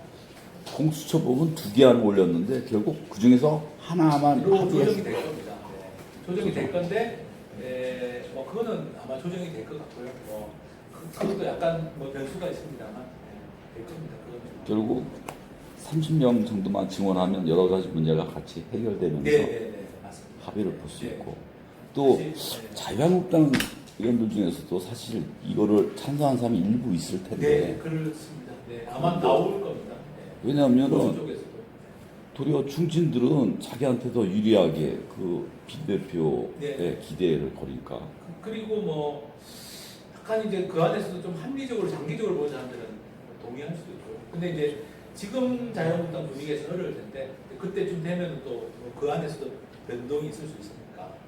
그리고 말씀드렸던 것처럼 뭐 상당수는 그 안에서 좀 공감을 좀 했던 사람들도 있었는데 지금은 당 분위기가 확 이제 뭐 비례대표 없애고 그냥 숫자 줄이고 뭐 이렇게 그냥 100%다 지역구에서 뽑자 이렇게 이제 당론을 정하면서 이제 얘기를 못 하고 있는데 아마 막판이 되면 그것도 좀 변수가 있습니다. 국회의원 지원하는 것에 대해서 국민들 발언이 여론이 너무 안 좋다고 하는데 그건 도리어도 너무 위축된 거 아닙니까? 도리어도 국민들이 좀 지원하는 것에 대해서 또 찬성하는 사람들도 의외로 많은데. 예, 그래서 이제 여론조사를 정밀하게 좀 돌려보면 특권을 배제하면 받아들일 수 있다는 게 많이 나오는 경우도 있습니다. 또는 이제 반대율이 확 떨어집니다. 특권 폐지만 확실하다면. 또 국민들이 특권 폐지에도 반대하는 이유를 물어보면 이번에 폐지했다가 다시 안 될까봐 연봉을 깎았다가 다시 올릴까봐 그런 불안감 때문에 반대하는 거거든요. 그러니까 확실하게 이거를 특권을 폐지한다는 게 확실하면 국민들이 아마 의원 정수 주무도 말씀하신 것처럼 굳이 국회 예산이 늘어나는 것도 아니고 반대할 이유가 없는데 지금 이제 여론조사할 때 국회의원 특권을 폐지해도 숫자 늘리는 건 싫다라고 나오는 그 이유는 줄였다가 올릴까봐 믿지 못해서 그렇습니다. 그래서 이거는 이제 어떤 형식으로 보장 장치를 좀 만들면 아마 정원에 대해서도 상당한 동의가 있고 또 이렇게 좀 조금 성향이 진보적이거나 정치 성향이 아니면 좀 젊은 유권자층일수록 숫자 늘리는 것에 대해서 우리 동의 수준이 좀 없습니다. 특권 없앤다면 동의할 수 있다는 게 젊은 층에서는 꽤 많이 나옵니다. 사실 이렇게 돼야지 여성들이나 청년들이 더 많이 들어갈 수 있죠. 숫자도 늘어나고 비례대표 숫자도 충분하게 돼야지 여성이나 청년들이 국회에 들어가기가 쉬워지기 때문에. 네. 저는 지방의원 출신인데요. 네. 반감연봉 이렇게 했는데 지방의원들은 세비를 심의위원회를 거쳐서 그렇죠. 예, 하거든요. 맞습니다. 근데 이제 국회의원들은 그렇죠. 아까 말씀하셨듯이 네. 그렇게 돼 있잖아요. 네. 그러니까 국민들이 못 믿는 거는 네. 했다가 자기들만 지금 모든 법안도 자기들한테 불리한 건 안 하고 있잖아요. 네. 그렇기 때문에 다시 원상복귀 될 거다. 그래서 늘리는 걸 반대하는 네, 거예요. 네, 맞습니다. 네. 근데 이제 그거를 어떤 그 특별한 조치를 취할 수 있는 예, 그런 게 뭐가 있을까요? 지금 그 아까 영국이 이제 아까 그런 난리를 겪은 다음에 뭘 만들었냐면은 국회의원 연봉도 독립기구에서 정하도록 바꿨어요. 그전까지 영국이 자기들끼리 정했거든요. 근데 이제 영국은 연봉을 자기들이 정하는 게 아니라 독립기구를 만들어서 거기에서 모든 국회의원들이 쓰는 돈을 감시하고 연봉도 거기서 정합니다. 그래서 우리나라도 이미 그런 안이 제한돼 있어요. 지금 현재 돼 있는 법안 중에 네. 그런 게 들어가 있나요? 그 국회의장 자문기구로 국회의원 특권 내려놓기 추진위원회라는 게 정세균 의원이 의장할 때 만들어져가지고 거기서 공식 안으로 제한이 돼 있는 상태입니다. 제한이 돼 있고, 그러니까 앞으로 국회의원 연봉은 그 독립기구에서 정해라 이렇게 이제 제한이 돼 있고, 그걸 국회의장은 수용하겠다라고 했는데 이제 지금 이 거대 양당 국회의원들이 그걸 법으로 만드는 작업을 안 하고 있는 겁니다. 근데 아니 그건 안 할 수가 없을 거예요. 국민 여론이 이렇게 가면 이걸 말씀대로 연봉을 깎는데 그걸로 모자라고 당연히 이제 독립기구가 정하는 걸로 해야만 그리고 이제 그렇게 되는 이유가 또 선거를 앞두면 각 당들이 특권 내려놓겠다고 하거든요. 근데 그동안에 좀 막연하게 특권을 내려놓겠다고 약속했다면 이번에는 그게 아니라 연봉은 어떻게 갚고 연봉을 앞으로 정하는 건 독립기구가 정하고 이런 걸 구체적으로 다 약속을 받아야 됩니다. 그런데 지금 후원금 문제에 있어서 네. 지금 20대 국회는 선거를 3번 치렀습니다. 네, 그렇죠. 그러니까 3번 동안 3억을 거둘 수 맞습니다. 있었어요. 네, 맞습니다. 본인 선거, 그 다음에 네. 지방선거, 대통령 선거 거뒀었고, 그 다음에 이제 한 해만 1억 5천 받는 거예요. 그렇죠. 네. 그런데 이제 그 반대로 지방의원들은 네. 사실 다 선출직이 되는데 네. 후원금도 없고 선거 때 다 자기 들여서 하거든요. 그러니까 그런 부분에 대해서 좀 이 불공정하다. 이 차이는 두지만 지방의원들도 어느 정도의 후원금을 받을 수 있도록 좀 네, 이렇게 네. 해주는 방법이 좋지 않을까 이런 생각을 합니다. 맞습니다. 네, 말씀하신 게 이제 시민사회단체들이랑 전문가들 입장이고요. 그렇게 계속 이야기를 하고 있는데 국회에서 그걸 안 해주고 있는 사실 겁니다. 지방의원들은 월급도 네. 어쨌든 지방의원도 정치인이기 때문에 네. 정치인은 정치 활동을 하는데 돈이 필요한데 아까 국회의원들처럼 촘촘하게 다 지원해 주는 것도 아니고 거기다가 후원금도 못 받게 되고 그러니까 지방의원이 여러 가지 어려움이 많죠. 의정 보고서 본인 돈으로 다 해야 돼요. 네, 다 그렇죠. 본인 돈으로 나는 네. 거죠. 근데 이제 단지 이제 제가 있을 때 그 통신비 했다고 해서 시민단체들한테 공격을 엄청 받았거든요. 근데 통신비도 지원을 못 받습니다. 근데 이제 의정 활동에서 의정 보고서 내는 부분부터 모든 것이 다 자비로 하는데 의정 활동이 110만 원 받습니다. 네. 그리고 이제 거기에 이제 세비 포함해서 하는데 언론에 공개될 때는 의정활동을 포함해서 다 공개가 되거든요. 근데 국회의원들은 공개도 안 하고 공개도 안 하고 그렇게 하고. 근데 그렇게 하면서도 지방의원들은 심의위원회에서 결정을 하도록 되어 그렇죠. 있습니다. 예. 그래서 국회도 어떤 기구를 맞습니다. 만들어서 확실하게 해서 거기서 심의해서 정말 물가 상승률에 의해서 한내든지 뭐 이런 정도의 규정이 필요하다고 지방의원 생각합니다. 기준으로 국회를 봐도 진짜 말이 안 되죠. 말이 안 말씀대로 되는 말이 안 거죠. 되죠. 네. 지방의원은 그래도 심의위원회가 있고 그 과정도 다 공개가 되는데 국회는 전혀 공개가 안 돼요. 저기 패스트트랙이 통과되더라도 지역구 조정도 법률화로 통과시켰다는 일부 자한당 네, 주장인데 맞습니다. 그거는 그럼 그 문제는 어떻게 해결되는 거예요? 그거는 국회법 자체가 일종의 패스트 트랙으로 되어 있습니다. 선거법 자체가. 그래서 이제 이게 패스트 트랙으로 해서 이제 통과가 되면 바로 선거구 획정을 하게 돼 있고 선거구 획정안은 바로 이제 본회의 표결까지 그냥 붙일 수 있도록 되어 있습니다. 아 그러면 예. 그건 시간상으로 다 가능한 내용이네요. 가능합니다. 가능하기 때문에 이제 이거 다 계산해서 하는 거고요. 예. 그래서 이제 4월 말에 할 수밖에 없었던 이유가 그거보다 넘어가면 이제 어려워지기 때문에 그래서 마지노선이 있고 그때 이제 그래서 어떻게든 이제 패스트트랙으로 한 겁니다. 이건 진짜 뭐 거의 99% 된다고 봐야 되겠네요.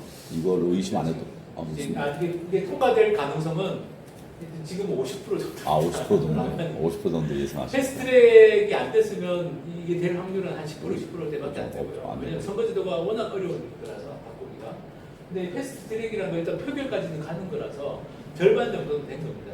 그럼 나머지 절반의 가능성은 어떤 시나리오를 그래서 예상하세요? 이게 되면은 또 높아지는 거죠. 안 높아지는 진짜 국민들이 특권 폐지 요구해서 특권을 내년도 국회 예산을 짤 때, 그러니까 올해 하반기에 국회 예산 짜고 이런 거 할 때 국민들의 압력에 의해서 연봉을 이 수준으로 못 받겠다. 뭐 이런 것들이 되면 이게 이제 확 뭐가 변화가 일어나는 거죠. 그러면 이제 여론이 이제 정치 개혁. 그러니까 지금 사실은 우리가 말하는 건 정치가 바뀌었으면 좋겠다는 거잖아요. 국회가 바뀌었으면 좋겠다.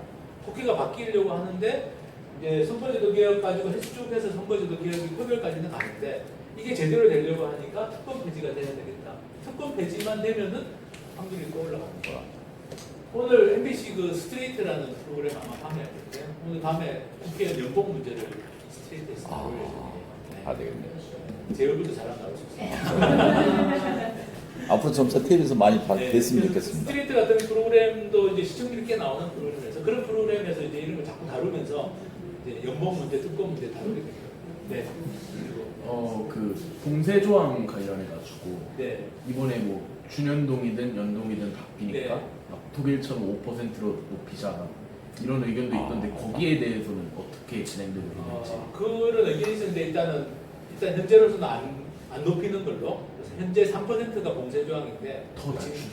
더 낮추는 게 저는 좋다고 봅니다. 왜냐하면 우리 역대 선거 경험을 보면 3% 넘기도 쉽지 않기 때문에 근데 또 일부에서는 5%로 올리자는 의견이 있어서 현재로서는 아마 3%를 유지하는 선으로 가는 게 현실적이지 않을까라고 하고요. 이제 독일이 5%라고 자꾸들 이야기하는데 독일은 우리하고 많이 다릅니다. 여러 가지 제도들이. 독일은 국회의원 선거 때는 5% 넘어야지 의석을 배분해 주는데, 근데 우리하고 다른 점은 뭐냐면은 0.5%만 받아도 국고 보조금을 줘요. 정당 국고 보조금. 정당 국고 보조금을 받는다는 거, 그 정당이 그 사회에서 의미가 있는 존재다. 비록 의석은 못 주더라도. 그러면 정당의 존재의 그 기준은 낮은 거예요? 정당의 존재 기준은 없습니다. 아, 없습니까? 네, 아, 그냥 선거 때 그렇죠. 후보를 막 내면은 정당이에요. 녹색당이 막 아웃되는 그런 일이 없는 그런 거예요. 일이 없고, 그리고 이제 0.5% 이상 받으면 국회 그 정당 국고 보조금을 주는데, 그걸 받으면서 이제 정당들이 더 실력을 키우는 거죠. 실력을 키워서 그 다음에는 5% 넘길 수 있도록. 그런 일종의 정당을 오히려 육성해주는 시스템을 갖고 있기 때문에 독일은 5%를 해도 별 문제가 없는데, 우리나라는 그게 아니라 지금 뭐 우리는 지금 없어졌습니다. 옛날에 2%안 되면 정당을 해산시켜버리는 국고 보조금을 주기는커녕 이런 식의 제도였기 때문에 우리하고 독일을 단순 비교할 수 없고요. 또 독일은 우리하고 다른 점이 유럽의회 선거를 또 합니다. 국회의원 말고. 얼마 전에 했는데 유럽의회 선거는 공세 조항이 없어요. 녹색당이 대승을 거뒀죠. 예. 근데 그 유럽의 선거는 녹색당만이 아니라 다양한 정당이 들어가는데 봉쇄 조항 자체가 없습니다. 가령 독일에서 100명의 유럽의회 의원을 뽑으면 1%만 넘기면 100분의 1, 1% 넘기면 의석을 주는 거고요. 지방의회 선거도 봉쇄 조항이 없어요. 독일은 국회의원이 봉쇄 조항이 있지만 지방의원도 그냥 뭐 그 지방에 지방의원이 50명이다. 50분의 1, 2%만 받으면 주는 겁니다. 그래서 독일하고 우리하고는 선거제도가 좀 같지 않고 좀 다른 점들이 많은데, 근데 이제 우리나라에서 좀 그걸 잘 모르고 5%를 주장하시는 분들이 있어요. 있는데 그건 아니고 말씀대로 좀 더 낮추는 게 저는 바람직하다고 보지만 아마 이번에는 3%를 유지하는 선에서 현실적으로 아마 갈 가능성이 많을 것 같습니다. 네. 세원 특검 폐지는 아마 이렇게 국회의원의 연봉이나 예산 투표에 너무 남기고 이런 차원으로만 생각을 하지 보좌진 축소로 생각하시는 분들은 많지 않을 것 같아요. 네. 특히 우리나라처럼 아까 소외되는 국회의원 뭐 이렇게 얘기하셨는데 보좌진 없이 정책 전문성을 가지고 의원이 된 경우가 적다 보니까 특히 정책 보좌진을 강화돼야 한다 이런 의견도 있는 상황에서 보좌진 축소를 저기에 이제 드셨잖아요. 네네. 내용에 어느 정도의 축소까지 생각하시는 거죠? 아까 뭐 이제 국회 안에 이제 개혁파들이 7명을 일단 줄이자고 해서 7명을 줄이고 그러면 보좌 기능 약화되는 게 아니냐? 아닙니다. 선거제도가 바뀌면 보좌 기능은 강화될 거예요. 지금 이렇게 불필요한 일을 하는 보좌진들은 줄어들고 선거제도가 바뀌면 정당들이 지금 정책 보좌 기능을 못 하고 있습니다. 그러니까 국회의원들이 다 따로따로 놀아요. 같은 당이라도. 옆방 국회의원이 하고 있는 일을 똑같은 걸 하고 있는 사람들이 있습니다. 그래서 그런 거가 이제 지금 정당의 역할을 못하기 때문인데 선거제도가 바뀌면 정당의 역할을 좀 잘하게 될 거예요. 우리 당의 입장이 이거면 그게 맞춰서 역할 배분을 해야 되는데 지금 그게 전혀 안 됩니다. 그리고 정당이 그 정책연구소가 있거든요. 1년에 한 40억 정도를 써요. 국민 세금으로. 자유한국당 여의도연구원, 민주당 민주연구원 그것도 다 국민 세금으로 지원받는 연구소들인데 실제로는 아무런 기능을 못하고 있습니다. 정책적인 기능을. 주로 하는 게 여론조사. 그 다음에 월급 주기 애매한 사람들 거기 소속을 해서 월급 줍니다. 우리나라 국회에는 공통 보좌진은 없는 거예요? 공동 보좌진이 없지는 않습니다. 그러니까 각 당에서 기본적으로 보좌진을 해야 되고 그 다음에 각 상임위원회별로 전문위원이라고 해서 또 보좌하는 사람들이 있어요. 각 상임위원회별로 뭐 전문위원, 입법조사관 그 다음 또 국회에 보면 국회 산하기관으로 뭐 국회 예산정책처, 입법조사처 뭐 이런 기관들이 있고 이제 그런 데서 다 도움을 받을 수 있습니다. 가령 뭐 국회의원이 외국법을 번역해야 된다. 그럼 입법조사처에서 번역해달라고 하면 번역해줘요. 그러니까 지금 정책 보좌 기능이 없는 게 아닌데 그걸 잘 활용을 못하고 있는 거죠. 저는 이제 말씀 듣고 잘 모르다가 네. 누가 보좌진으로 들어갔다라고 하는데 그 사람의 이력이나 뭘 보면 절대 국회의원을 보좌하는 능력이 없는 사람들이 보좌진으로 들어가는 네. 경우를 많이 봐서 그냥 도대체 공부를 하는 걸까 이런 생각을 했었거든요. 맞습니다. 그러니까 지금 공동 보좌 기능은 꽤 잘 돼 있어요. 그리고 정당이 역할을 못해서 그렇지 정당에게 그 40억씩 돈을 주고 있으면 몇십억씩 돈을 주면 그거 돈을 잘 쓰면 또 보좌가 되고 국회 산하 기관들이 많아서 거기에 의뢰하면 다 분석해주고 법안도 만들어주고 합니다. 근데 그런 거를 활용을 못하는 거죠. 지금 말씀하신 것처럼 지금 있는 개인 보좌진들은 역할도 잘 못하는 분들이 있는 경우도 있고 숫자도 너무 많고 그래서 이거를 줄이고 오히려 지금 있는 공동 보좌 기능이나 정당의 기능을 강화하면 그게 훨씬 더 국민들을 위해서 효과적입니다. 그렇게 좀 봤으면 좋겠어요. 7명으로 줄여도 너무 많아요. 사실은 그런 문제도 있어요. 네. 독일이 우리보다 큰 나라잖아요. 독일이 우리보다 큰 나라인데 인구가 8천만 넘으니까 근데 거기 독일 국회의원도 한 5명 안팎이거든요. 개인 보좌진이. 우리가 그보다 많은 건 좀 많은 거죠. 그리고 그렇습니다. 그래서 하여튼 뭐 개인 보좌진은 좀 줄이고 오히려 그 숫자를 늘리는 게 지금 국회가 상임위원회 보면 특히 국회가 보면 문제라고 보는 게 환경노동위원회라는 상임위원회가 있거든요. 근데 환경하고 노동이 연관성이 있기도 하지만 그걸 한 상임위가 다룰 수가 없어요. 그래서 그 환경노동위원회에 있는 국회의원을 가보면 열심히 하는 사람들은 환경 담당 보좌관 있고 노동 담당 보좌관이 있습니다. 근데 그렇게 하는 것보다 오히려 숫자를 좀 늘리고 환경위원회, 노동위원회 쪼개가지고 노동은 노동대로 열심히 전문적으로 하고 환경은 환경대로 하는 게 훨씬 낫거든요. 근데 지금은 환경노동위원회 뭐 이런 식으로 막 여러 분야를 연관성이 있긴 있지만 하나의 상임위로 하면 너무 광범위한 국정감사 같은 데도 감사할 기관이 너무 많고 그런데 그냥 한 상임위로 되어 있는 경우들이 있는데 사실 국민들 입장에서 보면 쪼개는데 숫자가 좀 필요하다는 숫자 늘리는 게 훨씬 낫습니다. 교육을 봉사직으로 하면 좋겠어요. 네. 사실은 진짜 봉사, 네. 진짜 국민을 위한 봉사. 네네. 저는 뭐 국민을 위해서 봉사하더라도 월급을 좀 주는 게 필요하다고 보는데 조금 그죠? 많지 않게 기존한 게 그러면 딴짓 안 할 거 아니에요. 네, 그죠? 그러니까 먹고도 살게 정말 해야 돼. 봉사를 해야 되는 거죠. 아니 근데 너무 낮추면 돈 있는 사람만 국회해야 네. 돼요. 그럼 먹고 살게끔 해놓고 먹고는 나서 사는데 저 일을 일 열심히 시키고 하는 그냥 너무 뚝뚝해요. 일 열심히 하기 싫은 사람은 굳이 국회의원 안 해도 되니까 그렇게 만드는 게 스웨덴 국회의원이 평균 노동 시간이 일주일에 90시간이라고. 노동 착취라니까. 근데 사실은 국회의원이 일이라는 게 이럴 수밖에 없는 면이 있어요. 왜냐하면은 국회의원이 연구도 해야 되지만 소통도 해야 되고 할 일이 많잖아요. 그러니까 사실 이거는 뭐 강요하는 건 아니지만 제대로 하려면 이렇게 할 수밖에 없고 자발적으로. 하루에 12시간이 넘네요. 그렇죠.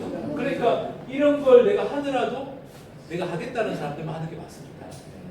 그래서 이런 게 맞고 또 월급을 많이 받는 것도 아니지만 나는 정말 국가 공동체를 위해서 지방에서 우리 지역을 위해서 내가 좀 훨씬 하겠다. 정말 근데 문제는 저 계산이 잘못된 것 같아요. 주가 90시간이 되나요? 하루에 13시간이니까 하루에 15시간. 주말도 없이. 잠도 안 자고 말. 주말도 아, 없이. 맞아. 하루에 12시간. 하루에 13시간 일하면 주말도 없이. 일어나서 잠들기 전까지 일을 하는 거. 스웨덴만이 아니라 어느 나라나 정치인은 주말이 없어요. 아니 근데 밥 먹는 것도 일정이니까. 교육은 주 9시간도 안 할 거야. 아니 해야 될 일이 안 하는 거예요. 우리나라 국회의원들은 아침부터 밤까지 돌아다니는데 본인들 말이 절반 정도는 지역구 관리, 그다음에 당에서 시키는 거 뭐 우리 당에서 어디 뭐 장애 투쟁한다면 장애 투쟁 따라가고 이런 거 있어요. 그런데요, 국민들이 국회의원은 국회의원 일을 해야 되고 지방의원은 지방의원 일을 해야 되는데 맞습니다.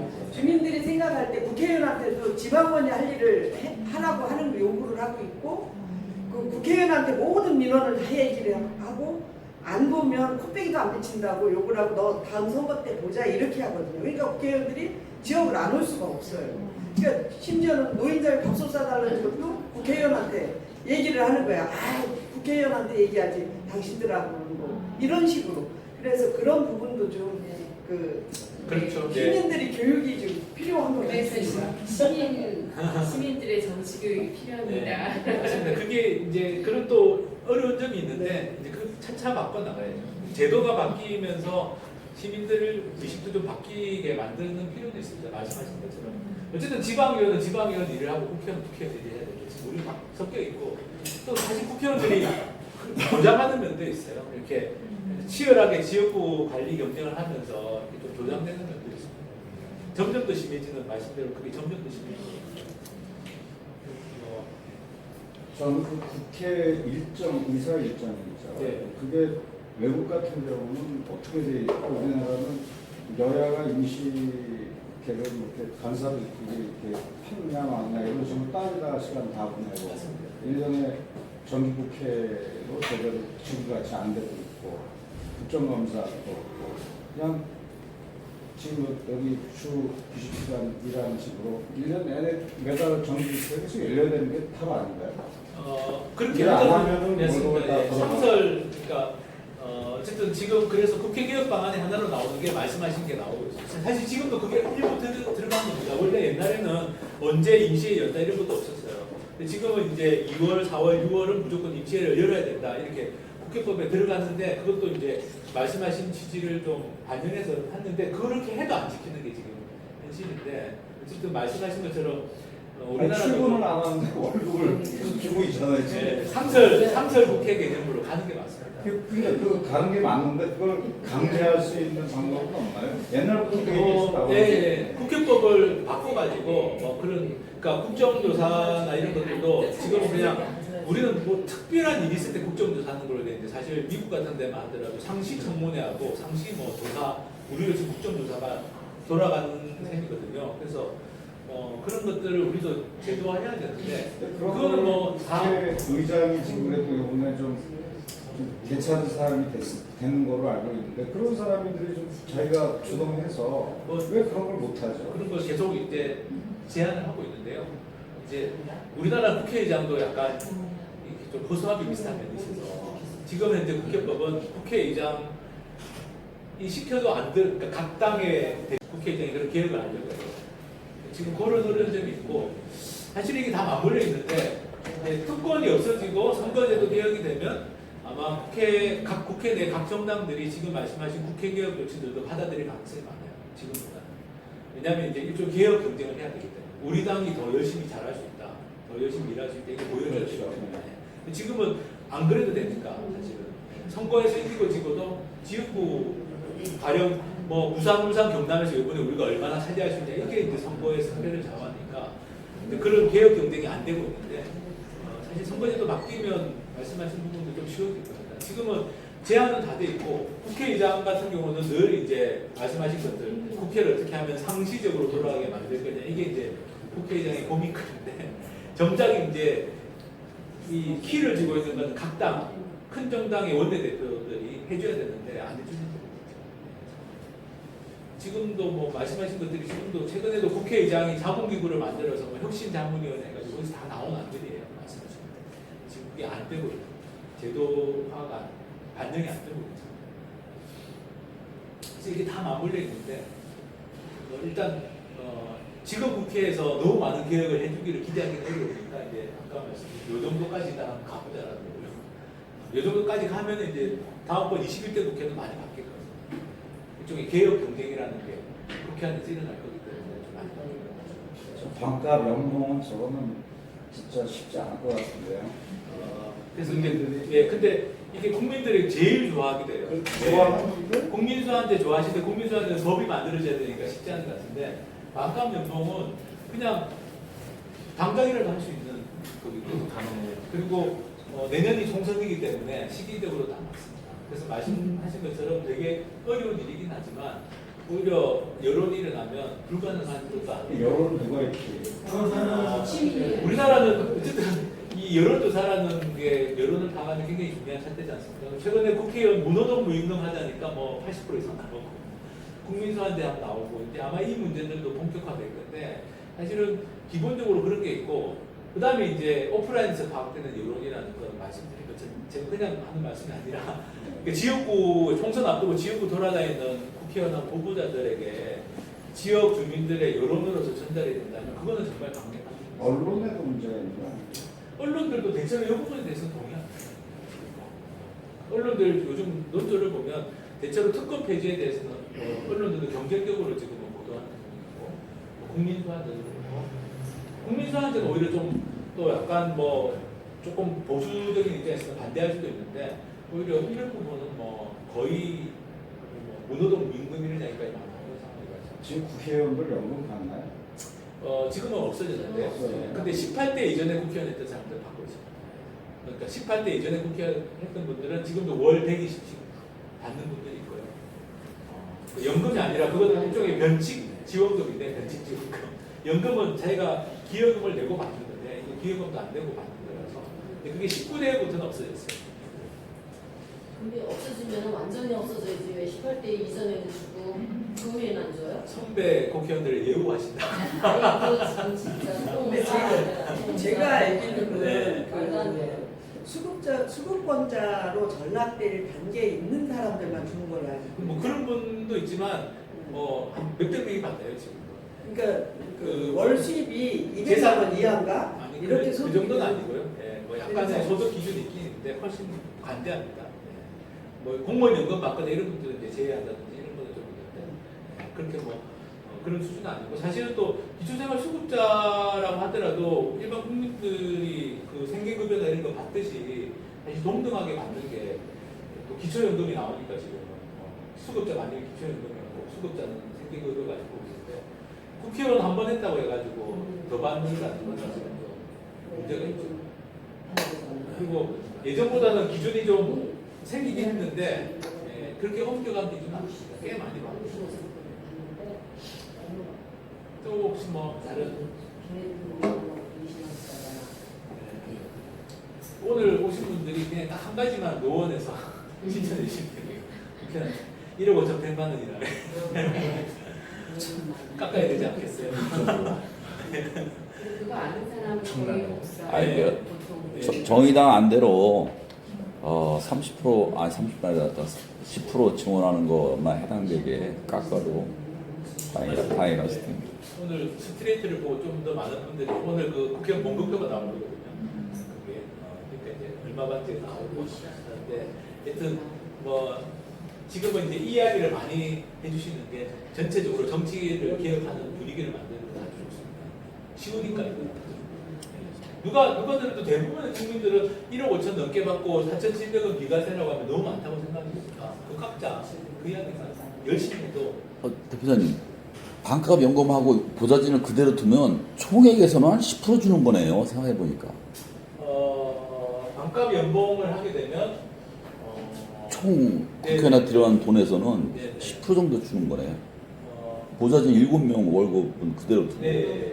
지금 제가 계산해봤는데 반값 연봉하고 보좌진을 줄이면 한 380명까지 있어도 비슷합니다. 들어간 돈.